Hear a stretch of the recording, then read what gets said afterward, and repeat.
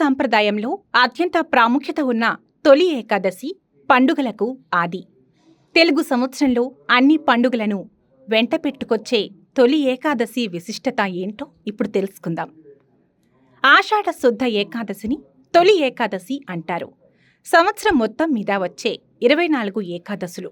ప్రతి నెల కృష్ణపక్షంలో ఒకటి, శుక్లపక్షంలో ఒకటి, మొత్తంగా 2 ఏకాదశులు వస్తాయి.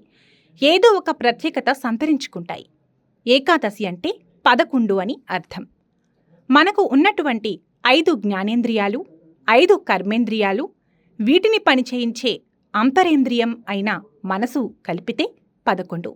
ఈ 11 ఏకోన్ముఖంగా పనిచేసే సమయమే ఏకాదశి. ఆషాఢమాస ఏకాదశి తొలి ఏకాదశిగా, ఆషాఢ శుద్ధ ఏకాదశిగా జరుపుకుంటారు. దీనినే శయన ఏకాదశి, ప్రథమ ఏకాదశి, హరివాసరం అని కూడా అంటారు. ఈ రోజు నుంచి శ్రీ మహావిష్ణువు క్షీరాబ్దియందు శేష పాన్పుపైన శయనిస్తాడు కనుక దీన్ని శయన ఏకాదశి అంటారు.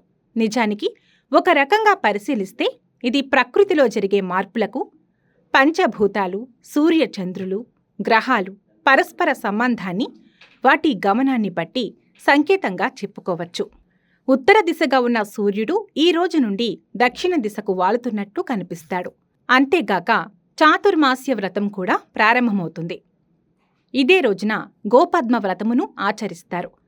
ఈ వ్రతాన్ని ఈ రోజు మొదలుకుని కార్తీక మాస శుక్లపక్ష ద్వాదశి వరకు, అంటే క్షీరాబ్ది ద్వాదశి వరకు ఆచరింపవలెనని పురాణాలు చెబుతున్నాయి.